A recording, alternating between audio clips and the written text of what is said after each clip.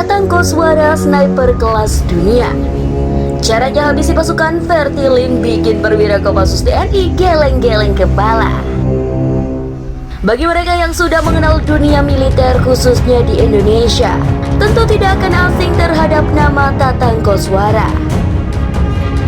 Tatang Koswara lahir pada 12 Desember 1946 dari keluarga Brimob. Ayahnya merupakan anggota Brimob di Banten yang selanjutnya bertugas di Sumatera Utara. Nama asli Tatang Koswara sebenarnya adalah Habib Abdurrahman. Nama Tatang diberikan oleh kakeknya pasca Habib mengalami sebuah masalah di keluarganya. Saat tumbuh dewasa, Tatang kemudian bergabung menjadi anggota TNI Angkatan Darat. Dalam buku terbitan Kompas tahun 2015, disebutkan Tatang pernah diterjunkan untuk bertempur di Timur Timur pada tahun 1977 lalu. Saat itu Tatang membawa sejumlah perangkat tempur, di antaranya senapan serbu AK-47, obat-obatan, radio komunikasi, teropong siang malam, serta senjata kesayangannya Winchester M70 berperedam suara yang dilengkapi 50 butir peluru berkaliber 7,62 mm berwarna putih. Tak hanya itu, sebagai seorang sniper, Tatang juga harus ditemani oleh spotter. Spotter memiliki tugas sebagai partner yang juga berkemampuan sebagai sniper dan dilengkapi senapan penembak jitu.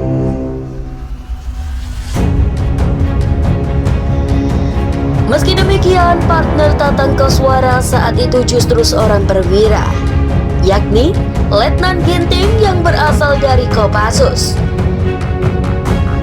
Saat akan bertempur dengan Vertilin atau faksi pro kemerdekaan Timor Leste, Tatang Koswara dan Letnan Ginting memilih sebuah pinggir tebing curam sebagai tempat persembunyian.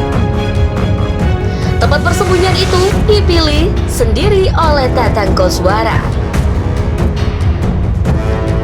Nah, sebelum lanjut videonya, Mimin ingetin dulu buat klik tombol like dan subscribe-nya ya. Dan jangan lupa aktifkan tombol lonceng notifikasinya.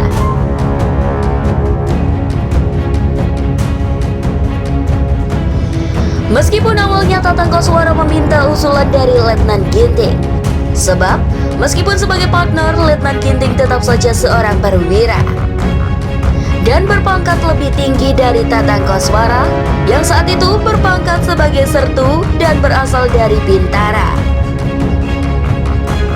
Saat itu Letnan Ginting menyarankan agar bersembunyi di sebuah tempat yang tinggi. Namun usulan itu ditolak oleh Tatang Koswara.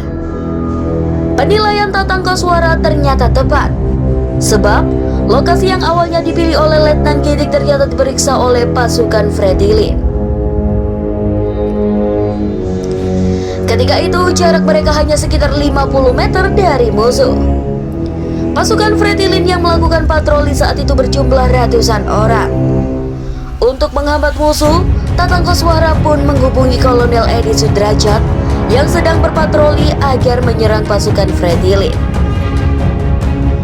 Begitu perhatian musuh terpecah, Tatang Koswara pun melepaskan sejumlah tembakannya dari tempat tersembunyi.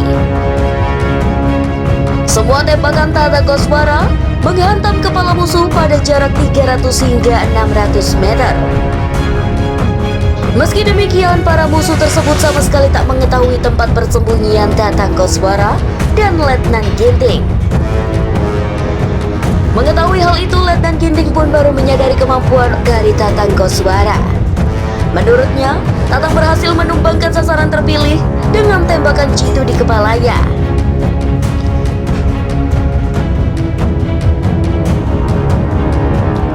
Diam-diam, Letnan Ginting meneropong sekaligus menghitung sasaran yang berhasil dijatuhkan dalam misi tempur Remesio Timur-Timur itu. Menurutnya sedikitnya ada 49 musuh yang berhasil dirobohkan. Tak hanya itu, Letnan Ginting juga menyaksikan bagaimana komandan musuh yang sedang naik kuda dan sibuk memerintah tiba-tiba terjatuh akibat tembakan jitu Tatang Koswara yang menghantam kepalanya. Tatang Koswara juga berhasil menembak seorang pasukan gerilyawan Vertilin yang membawa radio dan berusaha melakukan komunikasi. Tembakan itu dilepaskan oleh Tatang Koswara dari jarak 900 meter. Peluru Tatang Koswara menembus dada musuh, sekaligus merusak alat komunikasi yang dibawanya. Letnan Ginting pun hanya bisa geleng-geleng kepala melihat aksi tempur Tatang dengan mata kepalanya sendiri, tulis Awinardi dalam bukunya itu. Nah, gimana nih sob? Semoga video ini bisa bermanfaat buat kalian semua ya. Kalau kalian suka dengan video ini, jangan lupa untuk klik tombol like. Dan kalau belum subscribe, Mimin ingetin dulu buat subscribe-nya ya. Sampai jumpa di video selanjutnya.